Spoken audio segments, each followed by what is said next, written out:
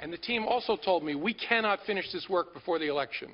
And then they worked night after night after night, and they found thousands of new emails. They found classified information on Anthony Weiner. Somehow, her emails are being forwarded to Anthony Weiner, including classified information by her assistant, Huma Abedin. And so they found thousands of new emails, and then called me the Saturday night before the election and said, thanks to the wizardry of our technology, we've only had to personally read 6,000. We think we can finish tomorrow morning, Sunday. What a story. So Judge Andrew Napolitano here with the potential fallout, but we begin tonight with House Intelligence Committee member Congressman Eric Swalwell on Capitol Hill. Congressman, welcome. Good to have you here today. Good evening, Martha. Very interesting back and forth. You're on the Intel Committee. This was the Senate Judiciary Committee that was grilling Comey today. What'd you think? We're going to hear from Director Comey tomorrow, and you know it's important that we have hearings like this and conduct the oversight that we're charged with. And what was most striking for me was when he said that the Russians are still going at us, and so I think that should be a wake-up call for both Republicans and Democrats that we have a responsibility to do everything we can to make sure that we're never in a position that we find ourselves in right now, which is divided because of interference in an election. Do you think that that is going to be a bigger topic at your hearing tomorrow? Because some of the criticism today was that there was a lot of backward looking and that there wasn't enough update, or he wasn't forthcoming enough on how that investigation is going. I'm most interested in what happens next. I want to make sure that the FBI has all of the resources they need to conduct its investigation, and I want to make sure that our committee gets back to being one that's independent, that's credible, and can show progress. You know, it's interesting, just from the Democrat side for a moment, when you juxtapose something that Hillary Clinton said yesterday with James Comey today. Watch this. The election been on October 27th, I'd be your president. This has been one of the world's most painful experiences. I would make the same decision. I would not conceal that on October 28th from the Congress.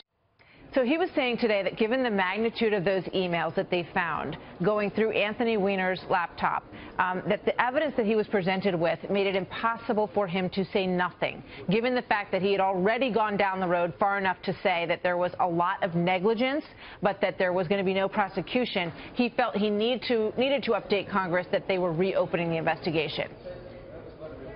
I wish that Hillary Clinton was president today, but right now I think the best thing we can do is look forward and do everything we can to find out what happened with Russia's interference, whether any U.S. persons were responsible, and what we can do to make reforms so we're never in a mess like this again. All right, so we'll be looking for questions of that nature from you tomorrow. It's interesting that Susan Rice has now said that she will not testify about the unmasking that was done that revealed certain members of the Trump transition team. A lot of people are going to take issue with that.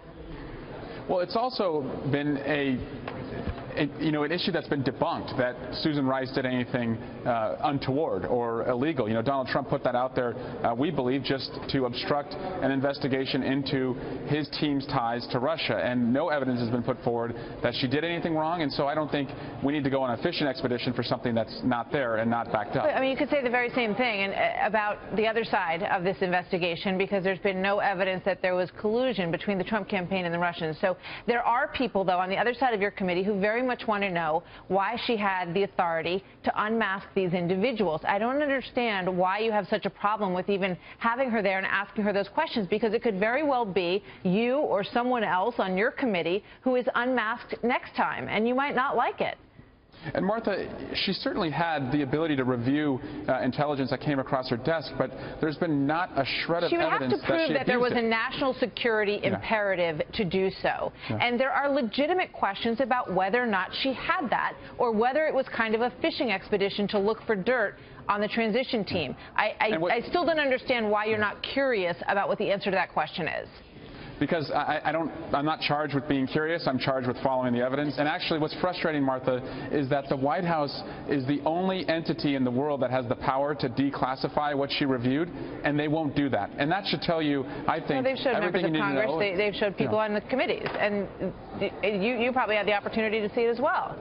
I've been briefed on it, and I am saying, Martha, that if they had evidence that she did anything wrong, I'm sure they would show us. All right. I think most people want to see a fair hearing for both sides of the concerns that exist on this Russia investigation. Eric Swalwell, thank you very much. Good to see you again, My sir. pleasure. You too.